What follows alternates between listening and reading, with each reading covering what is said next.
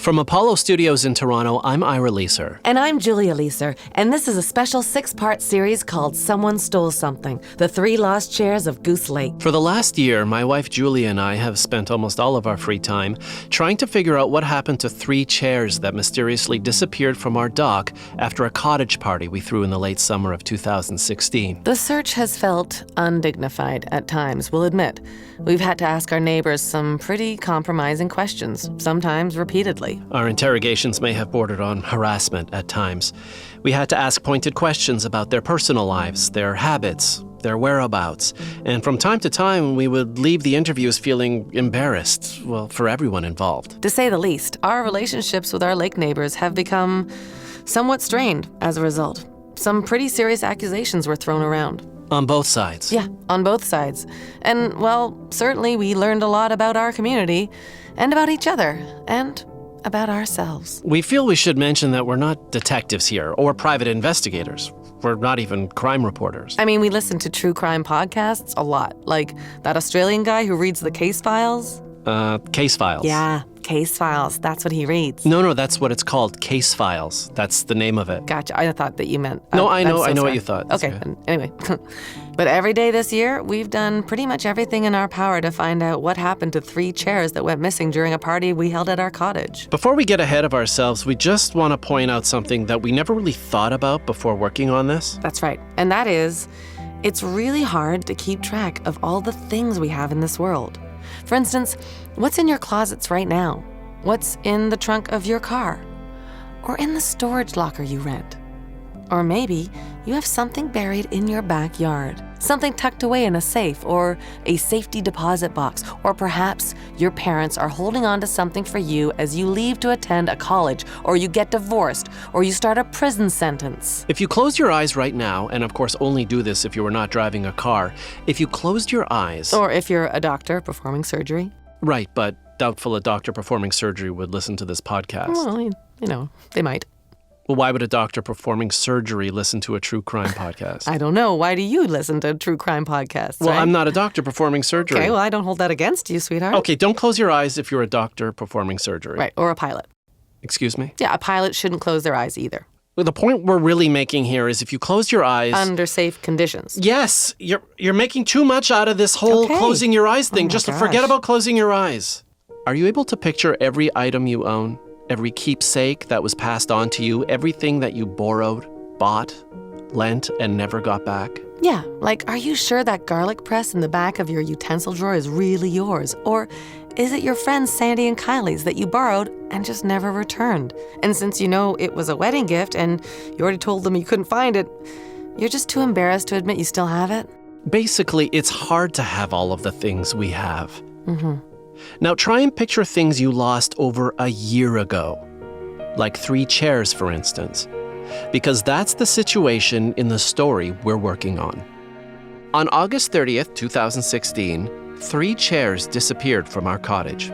A Coleman steel deck chair we got at Walmart, a red Infinity zero-gravity love seat that was a wedding present, and an untreated Muskoka chair that came with the cottage. They were all great chairs. You know, people sat in them. Right after the party we had on that day, we intended to collect the chairs and tuck them under the cottage in the crawl space. But when the party was over, they were nowhere in sight. Not in the crawl space, not in the main cottage, or the bunkhouse. Nowhere.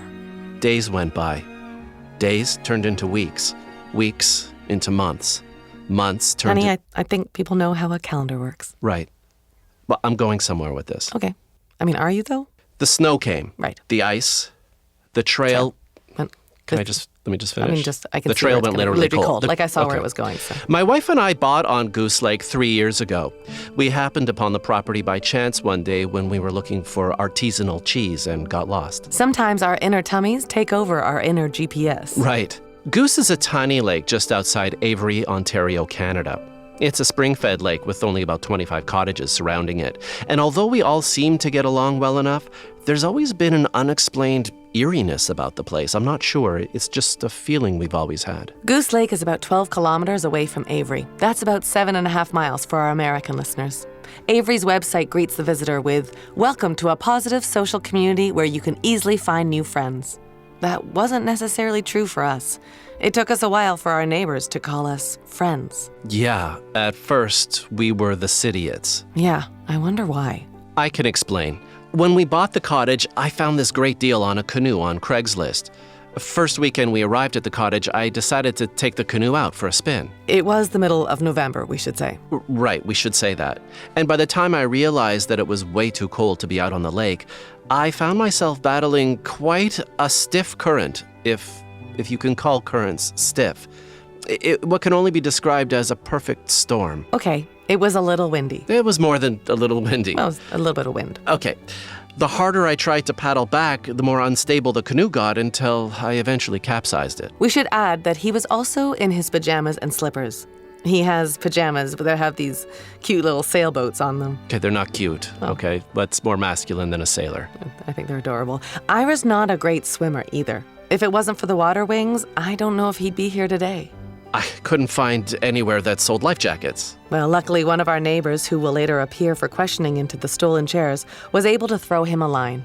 I thought I was gonna die. And that's how we picked up the name Sidiots. I guess it could be worse. Like how your poker buddies call you Diarrhea Ira. Okay, why did you...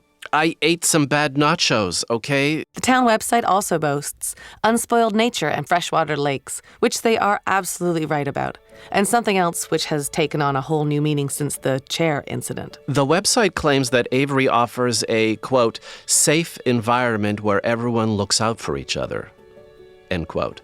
That sentence, a safe environment, everyone looking out for one another. Is that really Avery?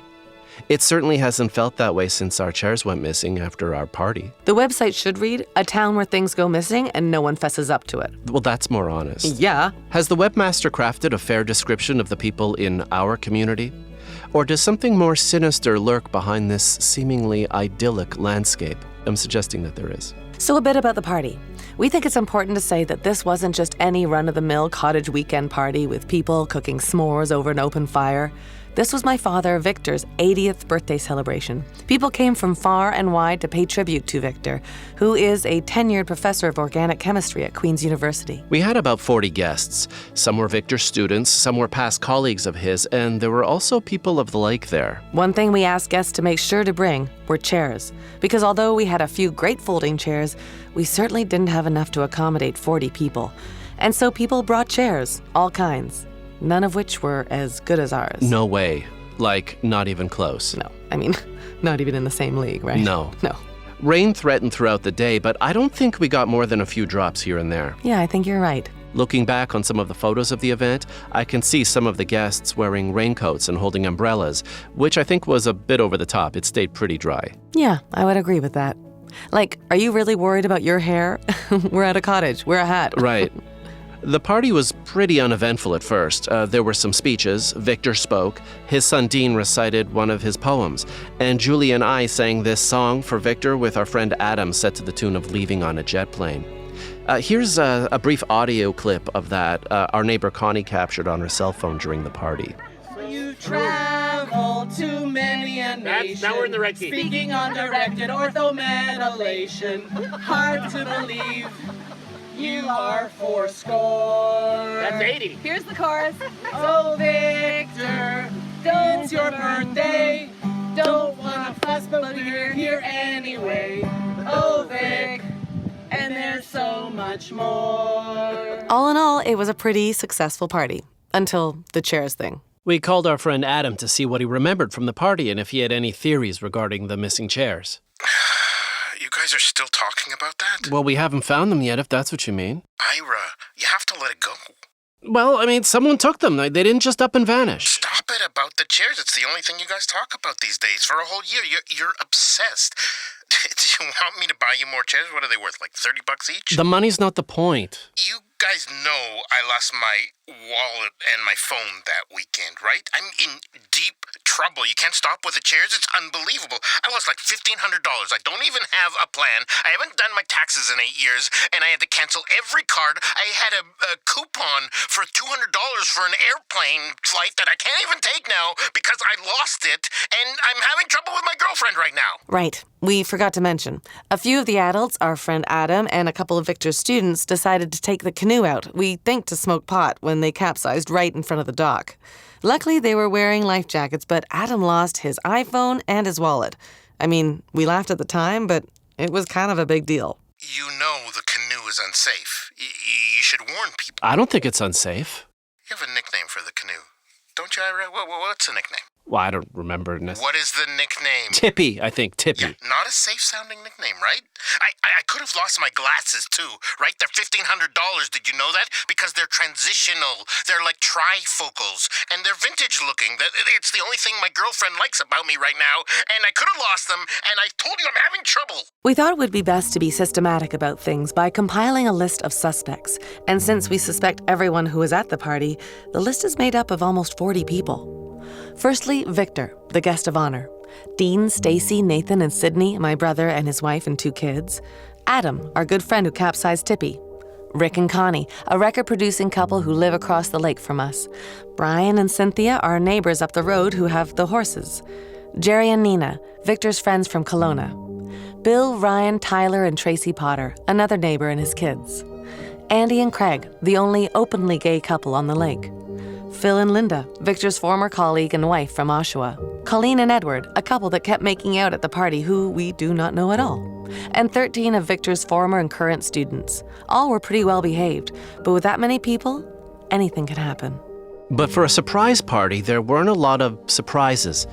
The only surprise we weren't happy about was when we were surprised to discover that someone had surprisingly stolen our chairs. So back to the chairs then. Let's start with the Coleman. The Coleman steel deck chair. We could describe the chair to you from memory, but we probably wouldn't do it justice. This is what the Walmart website says about the chair in their About This Item section. Transform your deck in the backyard into a living room with the Coleman steel deck chair. The side table with an integrated cup holder makes outdoor meals easy, and it flips down out of the way when you're finished eating. I really like that about that chair. Me too. It's really convenient. The weather-resistant fabric and strong steel frame will make sure you'll always have a great seat, season after relaxing season. When the fun is done, easily fold up the chair and take it away with one hand using the convenient carry handles. It also has a 1-year limited warranty. The warranty does not cover someone stealing it at your cottage. We checked. Well, when you hear it described like the way Walmart does, it's no surprise to me someone would want to steal it. It's a pretty amazing chair, and the customer reviews are staggering. Out of 267 online reviews on the site, the product has averaged a whopping 4.6 out of 5 stars. Here's one review called Excellent Chair for Good-Sized Person by ChairPirate21. He's a Walmart verified purchaser. I am a big guy and know this chair has held up and is very strong. It not like the other style with the fiberglass poles that hurt the back and leg behind the thighs. I usually have bruise from the other type of sports chairs on the back of my thighs from sitting while fishing over long periods of 4 days. One thing struck us about the review from ChairPirate21 was that the purchaser reported to have used it for sport fishing. That really got us going.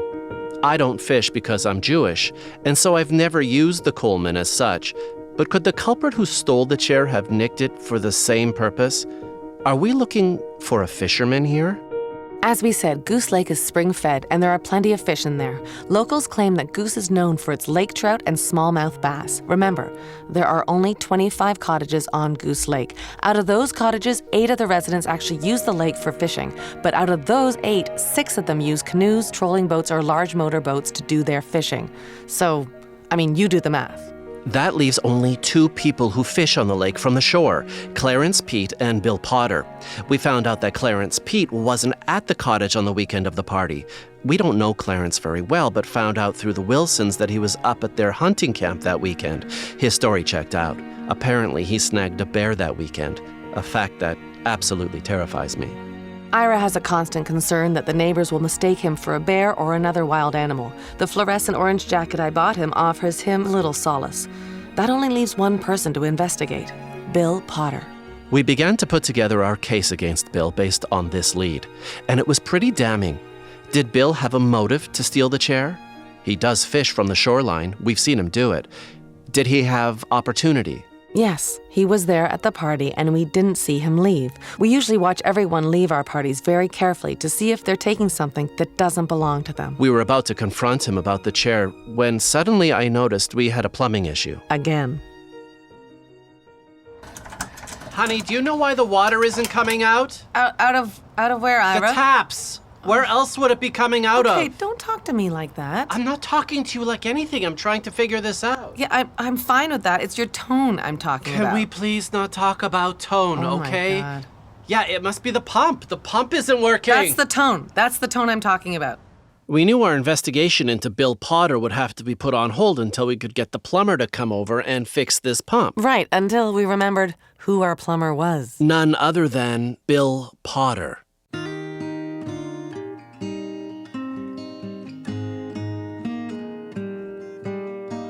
When I was on my knees, singing my worried song. Someone Stole Something is produced, written, and performed by Naomi Snieckus and Matt Baram, with the help of Leo Hicks, Spencer Hall, and the team at Apollo Studios in Toronto. Thanks in this episode to Dov Mickelson. Special thanks to Ron Sexsmith.